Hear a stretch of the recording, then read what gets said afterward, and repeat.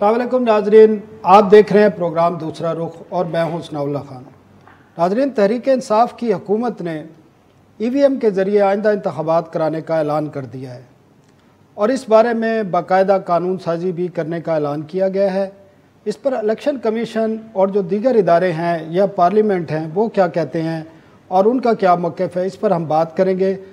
हमारे साथ मौजूद है फ़ाहद चौधरी, हमारे नुमाइंदा हैं, और इनके बाद साथ मुदस्सर रिजवी साहब होंगे, फैफन से इनका ताल्लुक़ है, और इसके साथ MB सुमरो होंगे जो इस इशूज़ पर हमसे बात करेंगे। सबसे पहले हम फ़ाहद चौधरी की तरफ चलते हैं जो इलेक्शन कमीशन को कवर भी करते हैं और जितने भी EVM पर इजलास हुए हैं उनकी ये कवरेज करते रहे। फ़ाहद, हुकूमत ने तो ऐलान कर दिया है, तो इलेक्शन कमीशन का क्या मौक़िफ़ है और इलेक्शन कमीशन ने जो नुकात इस बारे में उठाए हैं उस पर हुकूमत या जो दीगर पार्टीज़ हैं वो कोई जवाब दे सकी हैं अभी तक? बहुत शुक्रिया सनाउल्लाह साहब। सबसे पहले तो जहाँ तक टेक्नोलॉजी के इस्तेमाल का सवाल है तो इलेक्शन कमीशन का बड़ा वाज़ेह इस हवाले से मौक़िफ़ है कि इंतखाबात में शफाफियत को यकीनी बनाने के लिए टेक्नोलॉजी का इस्तेमाल किया जाएगा। जहाँ तक इलेक्ट्रॉनिक वोटिंग मशीन का ताल्लुक है तो उस पर जो वजारत साइंस और टेक्नोलॉजी ने डिवाइस तैयार की है, EVM तैयार की है, उस पर अभी तक एक सिर्फ डेमो दिया गया इलेक्शन कमीशन को। एक मीटिंग हुई है जिसमें कई सवालात इलेक्शन कमीशन की जानिब से उठाए गए और उनमें सबसे इम्पोर्टेंट सवाल ये था कि क्या इस मशीन को हैक करना पॉसिबल है, जिस पर वजारत साइंस और टेक्नोलॉजी ने कहा कि हैकिंग का सवाल पैदा नहीं होता क्योंकि जो टेक्नोलॉजी हम यूज़ करने जा रहे हैं उसमें इसका जो सर्वर है उसमें डाटा डाल दिया जाएगा, इंटरनेट से कनेक्ट नहीं होगी ये मशीन। तो चीफ इलेक्शन कमिश्नर ने फिर एक सवाल और उठाया कि अगर ये इंटरनेट से कनेक्टेड नहीं होगी तो जाहिर है इसके सर्वर में डाटा जो वो इनपुट किया जाएगा क्या उसमें मैनिपुलेशन नहीं की जा सकती, या क्या जो प्रिजाइडिंग ऑफिसर बैठा होगा क्या वो इसको मैनिपुलेट नहीं कर सकता। तो पहली मीटिंग में तो वजारत साइंस और टेक्नोलॉजी इलेक्शन कमीशन को सेटिस्फाई नहीं कर सकी। इस पर इलेक्शन कमीशन ने एक टेक्निकल एवेल्युएशन कमेटी भी तश्कील दी और वजारत साइंस और टेक्नोलॉजी को ये कहा कि आप इसमें जो फ्लॉज हैं उनको दूर करें। इससे पहले भी इलेक्शन कमीशन 2 गैर मुल्की फर्म से EVM का डेमो ले चुका है और इस पर काफ़ी अरसे से काम जारी है, लेकिन अभी तक इलेक्शन कमीशन ने इस पर कोई वाज़ेह अपना जो है वो जवाब हुकूमत को नहीं दिया। और अगर इलेक्शन कमीशन सेटिस्फाई होता है तो उस सूरत में अल्टीमेटली जो फैसला है इलेक्शन कमीशन का ये कहना है कि सियासी जमातों से मुशावरत के बाद उनमें कंसेंसस पैदा करके किया जाएगा। नहीं, आपने एक बात की फैसला, वो फैसला हुकूमत कहती है हमने करना है। आइन क्या कहता है, हमारा पाकिस्तान का जो आइन है वो क्या कहता है कि इलेक्शन में क्या तरीक़ाकार इस्तेमाल होगा, मशीन इस्तेमाल होंगी या पहले वाला तरीका इस्तेमाल होगा, ये फैसला किसने करना है? आइन ने किसको इख्तियार दिया ये? जी देखिए, हुकूमत ने तो कानून साजी कर दी, लेकिन आइन का आर्टिकल 222 ये कहता है कि इलेक्शन करवाना, इलेक्शन कंडक्ट करवाना और कई दीगर जिम्मेदारियां वो सोलली इलेक्शन कमीशन का इख्तियार है। और ये आर्टिकल 222 उस इख्तियार को डिफेंड भी करता है और ये कहता है कि कोई भी कानून या कानून साजी इलेक्शन कमीशन के इस इख्तियार को छीन नहीं सकती। तो उस आर्टिकल में ये वाज़ेह तौर पर लिखा है कि इलेक्शन कंडक्ट करवाना वो इलेक्शन कमीशन की जिम्मेदारी है। तो अल्टीमेटली इस आर्टिकल की इंटरप्रिटेशन तो जाहिर है कानूनी माहिरीन या सुप्रीम कोर्ट कर सकती है, लेकिन जाहिरी तौर पर तो ये बुनियादी जिम्मेदारी इलेक्शन कमीशन की है। इलेक्शन कमीशन ने जो अब तक सवालात उठाए हैं उसके कोई जवाब आए हैं अभी तहरीरी तौर पर, या हुकूमत ने जाके इलेक्शन कमीशन को दिए हों कोई? जी बिल्कुल नहीं। अभी तक तो जो एतराज़ात इस EVM पर इलेक्शन कमीशन की तरफ से पहली मीटिंग में उठाए गए थे उन पर अभी तक वजारत साइंस और टेक्नोलॉजी ने तहरीरी या ज़बानी जवाब नहीं दिया और मजीद इस पर पेशरफ्त अभी तक नहीं हुई, ना ही इस पर कंसेंसस जो है पॉलिटिकल कंसेंसस डेवलप करने के लिए कोई या हुकूमत की तरफ से या इलेक्शन कमीशन की तरफ से अभी तक कोई इस पर इकदाम नहीं उठाया गया। नेक्स्ट कोई इलेक्शन कमीशन में इस हवाले से मुस्तकबिल करीब में कोई इजलास होने जा रहा है, क्योंकि हुकूमत ने तो बाकायदा ऐलान कर दिया है कि वो नेक्स्ट इलेक्शन जो है वो EVM के जरिए ही कराएंगे? जी, EVM पर इलेक्शन कमीशन की अगली मीटिंग उसी सूरत में होगी जब एतराज़ात का जवाब जो है हुकूमत इलेक्शन कमीशन को देगी और वो कई सवालात जो चीफ इलेक्शन कमिश्नर ने उठाए थे उन पर सेटिस्फैक्टरी जवाब आने के बाद ही इलेक्शन कमीशन इस पर मजीद। ठीक है फ़ाहद चौधरी, बहुत शुक्रिया। नाज़रीन, एक वक्फा लेते के बाद मुदस्सर रिजवी और MB सुमरो हमारे साथ होंगे और ये बात जानने की कोशिश करेंगे कि इसके सियासी मकासद क्या हैं, इसके सियासी पहलू पर भी बात करेंगे कि हुकूमत ने ईवीएम लाना क्यों चाहती है और इतना पुरजोर तरीके से और पत्थर पर लकीर की तरह पुरजोर है कि वो लाजमी लेकर आएंगे एक वक्फे के बाद।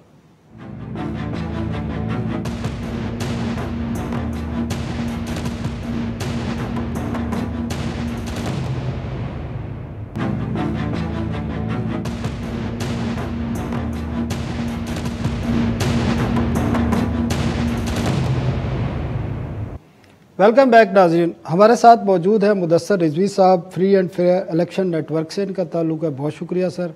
MB सोमरव साहब हमारे साथ मौजूद हैं, सीनियर सहाफ़ी हैं और इलेक्शन मामलात पर गहरी नज़र रखते हैं। मुदस्सर साहब, जो पाकिस्तान में अगर 20 साल की हम हिस्ट्री देखें, 20-25 साल की इलेक्शन होते हैं, हुकूमत आती है, तो हर एक IMF के पास गए और IMF के बाद एक पैकेज होता था जिसके बाद यूटिलिटी महंगी होती थी, बाकी चीज़ें महंगी होती थी और आवाम जो है तंग आ जाती थी और इलेक्शन के वक्त तक उस हुकूमत से 70% उनके वोटर चले जाते थे। अब ये जो PTI की हुकूमत है, इससे भी 3 साल के अंदर ये हुकूमत, वो पंजाबी में कहते हैं नको नक आए हुए हैं महंगाई की वजह से। लेकिन बड़ी मज़े की बात है, ये हुकूमत अब पत्थर पर लकीर आ गई है कि इलेक्ट्रॉनिक वोटिंग करनी है और हमने फेयर एंड शफाफ और ट्रांसपेरेंट इलेक्शन कराने हैं। इसका सियासी पहलू ये कैसे मुमकिन है कि ये अब जा रहे हैं कि हम ये इलेक्ट्रॉनिक वोटिंग भी आए और ट्रांसपेरेंट जो है इलेक्शन भी हों? इनके मकासद, सियासी मकासद आप क्या समझते हैं, क्या हो सकते हैं? और बाकी जो आईनी मामलात हैं वो MB से हम पूछेंगे। ये मामला आपसे में सियासी पहलू क्या है इसका? देखिए, सियासी पहलू जो गवर्नमेंट की ज़रूरत नज़र आती है उस पर तो शायद PTI के स्पोक्स पर्सन ही बेहतर बात कर सकें, लेकिन एक बहुत बड़ा पाकिस्तानी डायस्पोरा बाहर रह रहा है। तकरीबन 9 मिलियन के करीब लोग हैं, 95 लाख के करीब लोग हैं जो पोटेंशियल ओवरसीज़ वोटर्स बन सकते हैं अगर कानून में तरमीम हो जाती है। और ख्याल ये है कि वो उसमें PTI की सपोर्ट बेस बहुत है, तो उनको इनेबल एक करने की शायद ज़रूरत महसूस हो रही है। और ये कोई अभी की बात नहीं है, 2013 के इलेक्शन से पहले सुप्रीम कोर्ट का एक जजमेंट भी मौजूद है। EVM टेक्नोलॉजी पे फोकस रहा है, बल्कि अगर हमने फॉलो किया हो 2013 के बाद जो इलेक्शन रिफॉर्म्स कमेटी बनी थी उसमें भी PTI बाहर शायद धरने में बैठी थी, लेकिन अंदर वो जो रिफॉर्म्स कमेटी की मीटिंग MB नकवी साहब कवर करते रहे, उसकी मीटिंग्स ये अलवी साहब, उस प्रेसिडेंट साहब मेंबर भी थे, बड़ी बाकायदगी से ये अटेंड करते रहे और उसमें भी ये टेक्नोलॉजी को मुसलसल पुश करते रहे थे। RTS का ख़ास कर ये जो सिस्टम है ये भी उस कमेटी में ही से रिकमेंड हुआ था। तो PTI का एक टेक्नोलॉजी का तो फोकस मौजूद है। जो इमरान खान साहब ने एक अपनी प्रोटेस्ट में भी एक एजेंडा दिया था, उसमें भी EVM और बायोमेट्रिक वगैरह का जिक्र किया था। तो ये कोई हुकूमत में आने के बाद की बात नहीं है, शायद ये पहले से एक उनके एजेंडा पे था। और एक बड़ी वजह ये भी नज़र आती है कि एक बहुत बड़ा पाकिस्तान में यूथ बल्ज है, यंग वोटर्स हैं, उनमें टेक्नोलॉजी का इस्तेमाल भी है, उसकी एप्रिसिएशन भी है, उसकी अंडरस्टैंडिंग भी है, तो वो एक अपील भी करता है टेक्नोलॉजी की तरफ ले जाना। लेकिन जो प्रोसेस अडॉप्ट किया गया है वो खासा फ्लॉड है। इस किस्म के मेजर डिसीजन, हमारा ये ख्याल है कि जितनी अहमियत कॉन्स्टिट्यूशनल अमेंडमेंट की होती है उतनी अहमियत इलेक्शन लॉ में तब्दीली की होती है। इलेक्शन लॉ कभी भी पाकिस्तान में, अगर मैं गलत हूँ तो आप तस्दीक कीजिएगा, इलेक्शन लॉ पाकिस्तान में जब भी तरमीमें हुई हैं, उसमें मेजर तरमीम तो 2017 में हुई है, लेकिन जब भी इलेक्शन लॉ में तरमीमें होती हैं, तरामीम होती हैं, तो उसमें पॉलिटिकल कंसेंसस डेवलप किया जाता है, पॉलिटिकल सेटलमेंट होता है। कभी ऐसा नहीं होता कि मेजॉरिटी वोट्स से पुश करके आप मेजर इलेक्शन लॉ में चेंजेस करें। रूल्स ऑफ द गेम्स हैं, सारी पार्टीज़ को एग्री करना चाहिए, सारे स्टेक होल्डर्स, सिर्फ यही पार्टीज़ नहीं जो असेंबली के अंदर बैठी हैं, ऐसी पार्टीज़ जो असेंबली के बाहर हैं और पॉलिटिकली रेलिवेंट है, उनको भी इस डिस्कशन में शामिल करने की ज़रूरत है, जो कि नहीं हो रहा है। इस नेशनल असेंबली से 2 लॉज, एक ऑर्डिनेंस और एक, क्या वजह है? अब ये तो ट्रेजरी की जिम्मेदारी है कि कंसेंसस डेवलप करे। अगर इलेक्शन लॉ में तरमीम मेजॉरिटी वोट के जरिए हो गई, और अब कुछ खबरें इस तरह की भी आ रही हैं कि जॉइंट सिटिंग का अगर सेनेट से पास नहीं होता, खबरें नहीं आ रही, बाबर अवान साहब ने बकायदा प्रेस जॉइंट सिटिंग से अनाउंस किया है कि जॉइंट सिटिंग से पास हो जाए, हम जॉइंट सिटिंग से भी कर लेंगे, तो उसकी अपने इलेक्शन की खुद लेजिटिमेसी कंप्रोमाइज होगी। इलेक्शन की अगर ओनरशिप ही नहीं हो इलेक्शन लॉ की, और इलेक्शन लॉ ही डिस्प्यूटेड हो जाए, तो उसके नतीजे में जो इलेक्शन होगा उसकी हमें लगता है कि ना उसकी आउटपुट की एक्सेप्टेंस होनी है, ना इलेक्शन की लेजिटिमेसी इस्टेब्लिश होनी है, बल्कि मुल्क में एक और सियासी क्यास पैदा होगा जो शायद अनमैनेजेबल हो पॉलिटिकल पार्टीज के लिए। ज़बरदस्त उन्होंने बात की है कि जो जिस तरीके से वो जो प्रोसेस किया जा रहा है उस पर शक व शुबहात हैं और एक कॉन्फिडेंस भी लोगों में नहीं है, शक व शुबहात भी हैं। तो आप क्या समझते हैं? बिल्कुल, देखें आइन में तरमीम तो 2/3 मेजॉरिटी चाहिए होती, इसलिए सारी पार्टियों को ऑन बोर्ड लेने के बजाय बगैर ये आइनी तरमीम नहीं होती सकती। मगर आज तक जो ये पीटीआई फवाद चौधरी साहब या दूसरे वजीर जो बार बार कहते हैं कि कभी भी किसी भी हुकूमत ने, खान साहब भी कहते हैं कि इलेक्शन रिफॉर्म नहीं किया है, तो मैं उनके साथ इत्तेफाक नहीं करता हूं, क्योंकि बहुत सारे इलेक्शन रिफॉर्म हुए हैं। मुदस्सिर साहब को पता है कि 4, 5, 6 लॉ थे इलेक्शन के मुख्तलिफ, उनको यूनिफाइड लॉ करके नून लीग के दौर में बनाया गया। पहले वोटर रजिस्टर होते थे, पासपोर्ट पे भी हो जाते थे, किसी और भी आइडेंटिटी पे हो सकते थे, मगर पीपल्स पार्टी के दौर में नेशनल आइडेंटिटी कार्ड को बुनियादी बनाया और उसके लिए तरामीम की गई। तो पहले तरामीम होती रही है, मगर इस दौर में अभी एक नई चीज़ सामने आई है। तो ये हुकूमत बज़िद है कि वो इलेक्शन रिफॉर्म करना चाहती है, मगर वो इलेक्शन रिफॉर्म वो करना चाहती है जो वो खुद चाहते हैं। अब ये हमने कभी नहीं देखा कि इलेक्शन कराने के लिए आर्डिनेंस जारी हो। आर्डिनेंस की 120 दिन की मुद्दत होती है, उसके बाद भी असेंबली अगर करारदाद मंजूर करे तो मजीद 120 दिन हो सकते हैं। अभी वो बातें ठीक हैं। मैं जो मुदस्सिर साहब से पूछ रहा था कि अगर वो कह रहे हैं कि वो खुद ही करना चाहते हैं तो उनके मकासद क्या हैं? कोई सियासी मकासद भी हैं इसके? देखें, उनके सियासी मकासद जो भी हों, मगर ये जो जिस तरीके से ये जा रहे हैं, देखें इलेक्शन में सारी पार्टियां स्टेक होल्डर हैं। ये अकेली पीटीआई इलेक्शन नहीं लड़ती। जब सारी पार्टियों के मौक़िफ़ को आप पुश्त पे डालकर एक पार्टी की मर्जी से लेजिस्लेशन करेंगे, फिर आप ज्वाइंट सेटिंग से ही ज़बरदस्ती लेजिस्लेशन करा सकेंगे, तो इलेक्शन होने से पहले ही इलेक्शन मुतनाज़ा हो जाएंगे, उस इलेक्शन की कोई हैसियत नहीं रहेगी। और देखें, दुनिया में इस वक्त तक बहुत चंद थोड़े लोग ही मुल्क ही ऐसे हैं जो इलेक्ट्रॉनिक वोटिंग मशीन इस्तेमाल कर रहे हैं। जर्मनी ने इलेक्ट्रॉनिक वोटिंग मशीन यूज की, उसकी सुप्रीम कोर्ट ने उसको कालअदम करार दिया, वो दोबारा दूसरे ठीक है। अभी इस पे हम एक वक्फा लेते हैं, वक्फे के बाद नाजरीन फिर इस पर बात करेंगे। खासकर जो हम भी कह रहे हैं हमें कितने मुल्क ये इस्तेमाल कर रहे हैं, मुदस्सिर साहब से भी इस पर बात करेंगे एक वक्फे के बाद।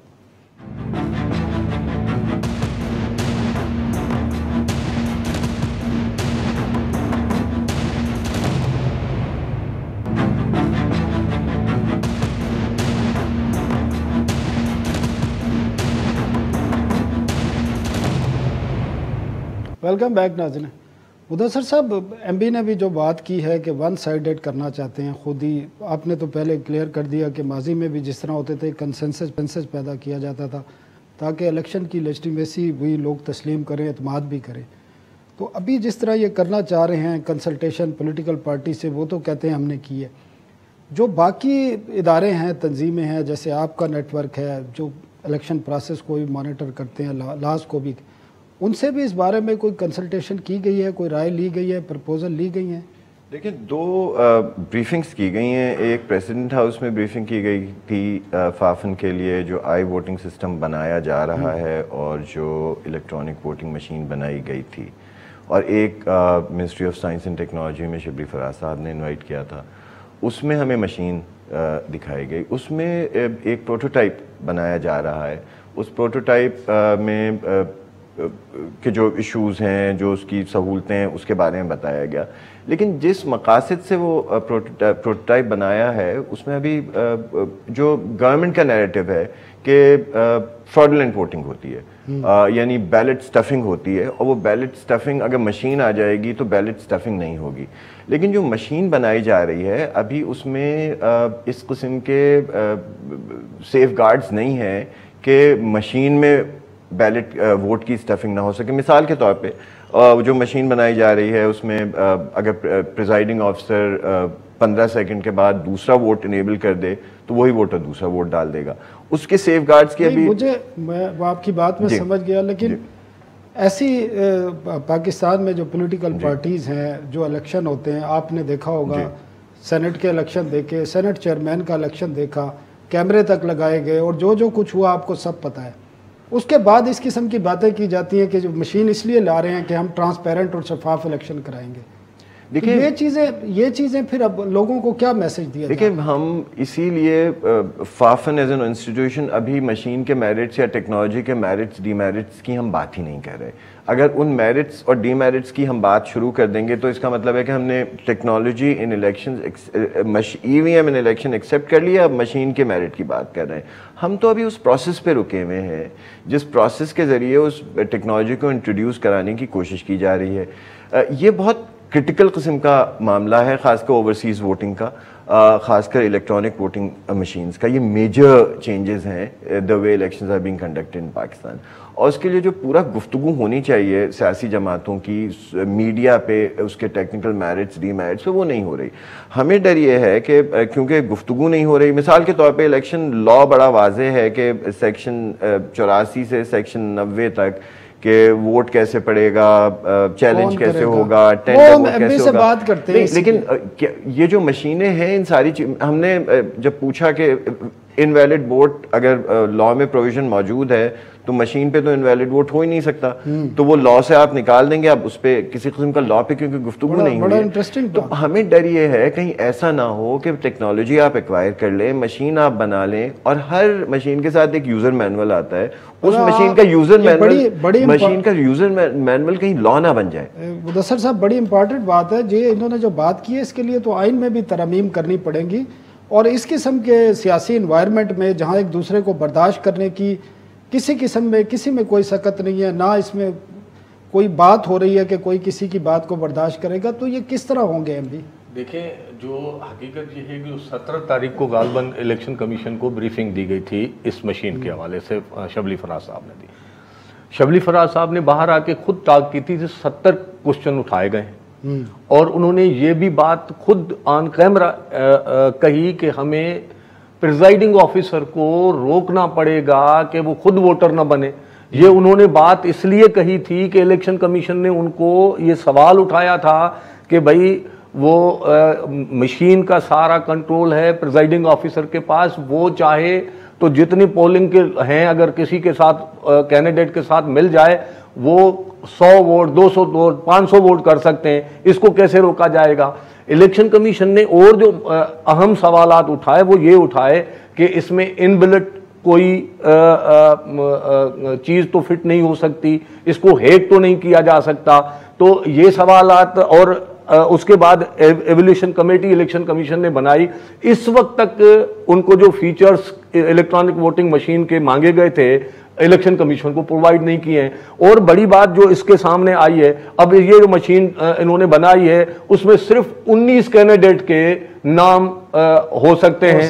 अब हमारे यहाँ मुदस्सिर साहब को पता है कि 100 कैंडिडेट भी होते हैं हल्के में, अब उस हल्के में फिर दूसरी मशीन रखनी पड़ेगी। और अभी मुझे टाइम कम है, मुझे सिर्फ ये बताएं कि अगर ये हुकूमत जिस तरह कह रही है, अनाउंस भी किया है कि हम सादा अक्सरियत के साथ एक्ट ऑफ पार्लियामेंट के तहत ये पास करा लेंगे, अगर नहीं किया तो हम जॉइंट सेशन भी करा लेंगे, तो इसका फ्यूचर क्या होगा? क्योंकि कॉन्स्टिट्यूशन तो ये कहता है कि इलेक्शन कमीशन ने ये चीज़ें करनी है तमाम की तमाम।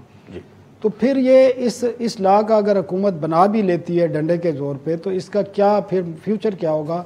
ये अदालतों में जाएगा और इसको आया कि मुमकिन है कि 2023 के इलेक्शन जिस तरह हुकूमत कह रही है कि हमने इलेक्ट्रॉनिक वोटिंग के ज़रिए कराने, मुमकिन हो सकेंगे? देखिए, दो है सनाउल्लाह साहब, अगर अपोजिशन की दूसरी जो पार्टियां हैं, सिर्फ पार्लियामेंट में नहीं, दूसरी पार्टियां जो बाहर भी बैठी हुई हैं, जो स्टेक हो, उनकी रजामंदी के बगैर अगर सिर्फ पीटीआई ने अपनी विल पर कानून साजी की, इलेक्शन मुतनाज़ा हो जाएंगे। और दूसरी बात यह है, इस वक्त तक इलेक्ट्रॉनिक वोटिंग मशीन जिन भी मुल्कों में इस्तेमाल हुई है कभी भी एकदम यूटिलाइज नहीं हुई है।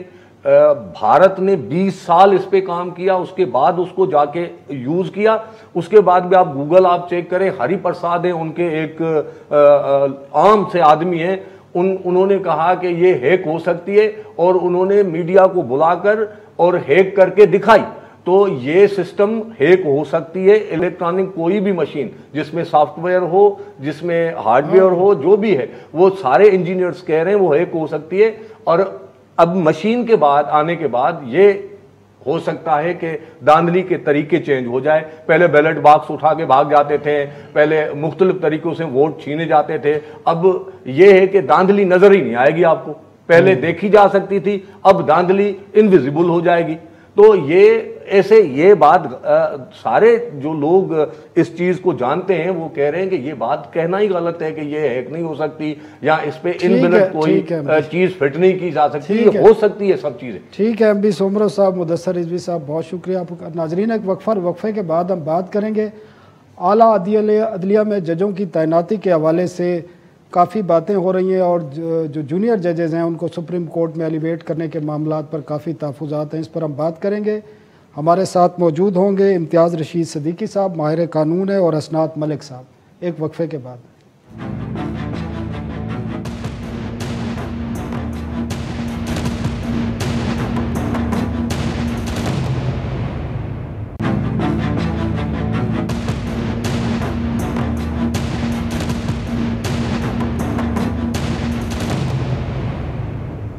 वेलकम बैक नाजरीन, और इस हिस्से में हम बात करेंगे आला अदलिया के में जजों की तैनाती के हवाले से काफ़ी मसाइल आ रहे हैं और जूनियर जजों को एलिवेट करने या सुप्रीम कोर्ट में तैनात करने के हवाले से जो सियासी आवाज़ें भी आ रही हैं और वकला की तरफ से भी खदशात का इज़हार किया जा रहा है। और सेनेट की लॉ कमेटी की तरफ से जो एक इजलास हुआ है फ़ारूक एच नाइस की सरबराही में, उसमें भी ये कहा गया कि जजों की तैनाती सीनियरिटी की बुनियाद पर होनी चाहिए। हमारे साथ मौजूद हैं असनात मलिक, सुप्रीम कोर्ट को कवर करते हैं, सीनियर सहाफ़ी हैं। इसके अलावा माहिर कानून इम्तियाज़ रशीद सदीकी साहब भी हमारे साथ होंगे। तो हम पहले इम्तियाज़ रशीद सदीकी साहब के पास चलते हैं। इम्तियाज़ साहब, आपने पिछले दिनों 2 तैनातियाँ देखी हैं सुप्रीम कोर्ट में, एक लाहौर हाई कोर्ट से एक और सिंध हाई कोर्ट से। सिंध हाई कोर्ट से तो इनकार कर दिया गया। तो आप क्या समझते हैं एज ए लायर जो माहिर कानून के, सुप्रीम कोर्ट में या हाई कोर्ट में जो जजेस की तैनातियाँ होती हैं या एडहॉक जजेस की तैनातियों का मामला है, वो जो मुरवजा तरीक़ाकार है उसको फॉलो किया जा रहा है? अगर नहीं किया जा रहा तो उसका क्या तरीक़ाकार है? क्या हमारे आइन और कानून में कोई सुकम मौजूद है? जी इम्तियाज़ साहब। सर, आइन और कानून में पहली बात तो आपका शुक्रिया, आपने मुझे अपने शो पे इनवाइट किया। और ये पहली दफ़ा है कि मैं किसी शो पे आया हूँ, क्योंकि बहुत सारे वकील पाकिस्तान में ऐसे हैं जो अपनी राय रिजर्व रखते हैं और इलेक्ट्रॉनिक या प्रिंट मीडिया के अंदर आके अपनी इज़हार ख्याल नहीं करते, क्योंकि वो अपने आप को किसी तनाज़े में नहीं डालना चाहते।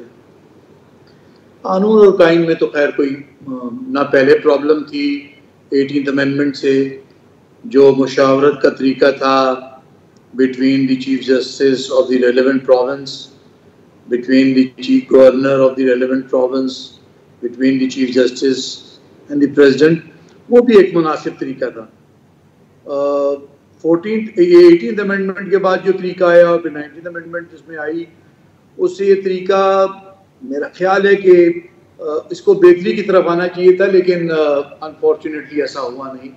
ये बेहतरी की तरफ नहीं आया और इसमें काफ़ी कबातें और मुश्किलात पैदा होगी। और उसकी जो मेन वजह है वो अफसोसनाक पहलू ये है कि हमारे पाकिस्तान में ह्यूमन रिसोर्स अच्छी नहीं है सर। वो सिर्फ जुडिशरी की बात नहीं है, वो आप किसी भी शोबे की तरफ चले जाएं, आप इंजीनियरिंग के पेशे की तरफ चले जाएं, आप डॉक्टरी के पेशे की तरफ चले जाएं, आप असातिज़ा की तरफ चले जाएं, आप किसी भी पेशे में चले जाएं, आपको अच्छे रिसोर्स नहीं मिलते।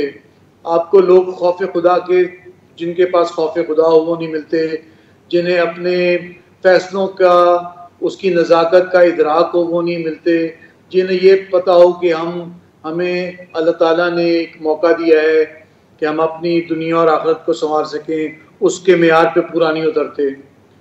तो किस्सा मुख्तसर ये कि जो ये अपॉइंटमेंट्स 18th अमेंडमेंट और चौधरी इफ्तिखार साहब के ज़माने के बाद हुई हैं, ये बहुत नामुनासिब और नाकिस हुई हैं, इसमें कोई शक नहीं है। सिस्टम उससे पहले भी कोई इतना अच्छा नहीं था। जुडिशरी के हालात पिछले कई दहाइयों से ख़राब होते गए हैं। मैं अर्ली 90s में वकालत में आ चुका था।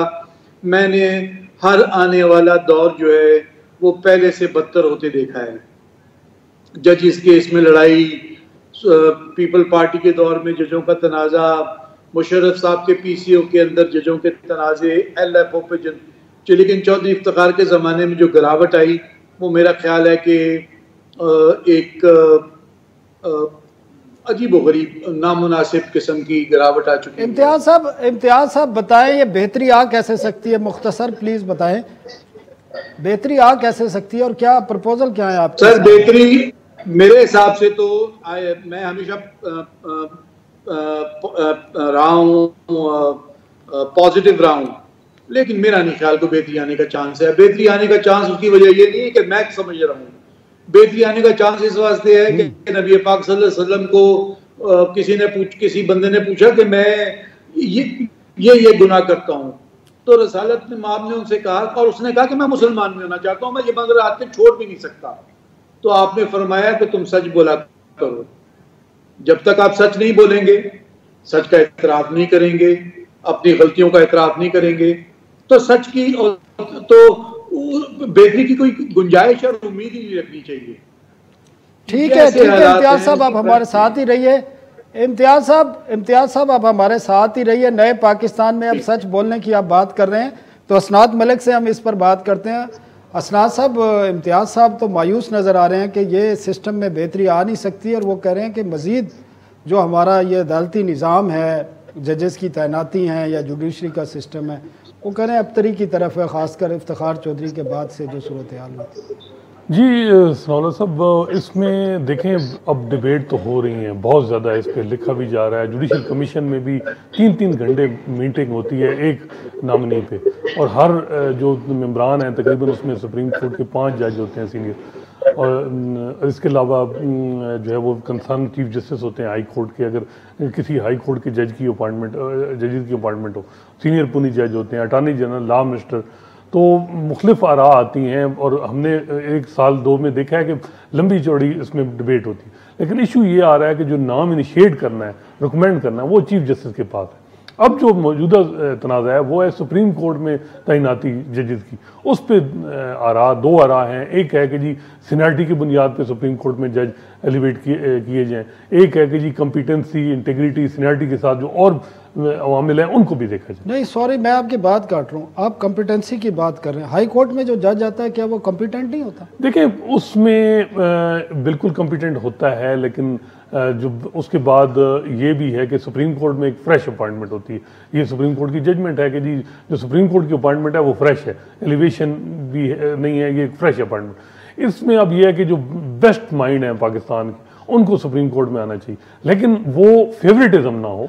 मादत के साथ अब जो एक परसेप्शन बनी जा रही है कि वो जो अपॉइंटमेंट रिसेंट पास में हुई है सुप्रीम कोर्ट में, उसमें एक फेवरेटिज्म का भी आती है बात कि जी किसी चीफ जस्टिस के करीब जज था, बेशक वो कॉम्पिटेंट था, तो उस वजह से उसको एलिवेट किया गया। क्राइटेरिया क्या होता है? क्राइटेरिया क्या है आपके ख्याल में जो इस वक्त मौजूद है क्राइटेरिया के सुप्रीम कोर्ट में एक जज तैनात कर? कोई रिटर्न क्राइटेरिया नहीं। मैं यही कह रहा हूँ कि ये सारा इख्तियार चीफ जस्टिस ऑफ पाकिस्तान के पास, उनका सवाबदीद है, जिसको मर्जी चाहें वो ऊपर ले आए, और उसके बाद उनके जो वो कोई रिटर्न क्राइटेरिया कहीं मौजूद ही नहीं है कि किस जज को आपने लाना है। यही प्रॉब्लम आ रही है कि कहीं ऑब्जेक्टिव क्राइटेरिया तो होना चाहिए।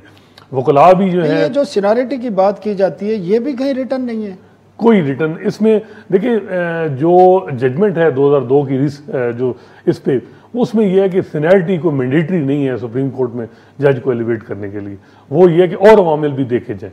अब ये आ रहा है, जिस तरह रिसेंटली कहा गया कि जी सिंध हाई कोर्ट के चीफ जस्टिस पे उनकी कम्पिटेंसी पे सवाल हुआ कि जी उन्होंने 3 साल में उनकी कोई रिपोर्टेड जजमेंट नहीं है, और इस तरह की बातें हुई।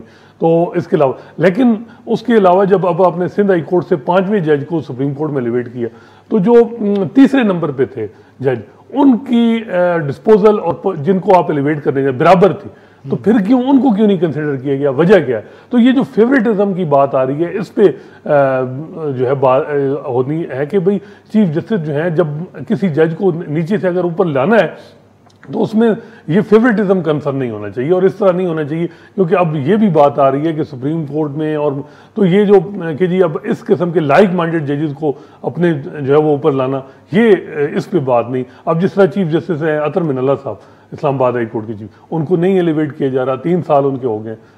एक क्या उन्होंने कोई जजेस की प्लाटों की जजमेंट दी है और उन्होंने कहा कि दूसरा प्लाट चीफ जस्टिस या कोई जजेस जो हैं वो नहीं ले सकते, ब्यूरोक्रेट नहीं ले सकते। इसके अलावा वैसे भी उन्होंने कहा कि जज जनरल जो जर्नलिस्ट हैं इनको प्लाट किस वजह से प्लाट दिए जाए, 15 लाख रुपए में 5 करोड़ का प्लाट किस, तो इस वजह से क्या, उस वजह से उनको नहीं। तो यही है कि अब एक जज जो है अगर वो सीनियर, उनकी एक्सपेक्टेंसी है कि जी उनको एलिवेट किया जाए, तो उसकी रीजन होनी चाहिए कि क्यों नहीं एलिवेट किया जा रहा। तो सिर्फ इस वजह से रीजन बाकायदा तहरीरी तौर पर दी जानी चाहिए। बिल्कुल यही बात है। अब इसमें 2 आराय हैं, कुछ कहते हैं कि जी अगर वो रीजन तहरीरी तौर पे आएंगी तो फिर क्या, जिस तरह आर्मी में होता है कि अगर एक आर्मी चीफ एक जनरल उनको लगे तो सुपरसीड, तो वो दूसरे रिजाइन कर जाते हैं।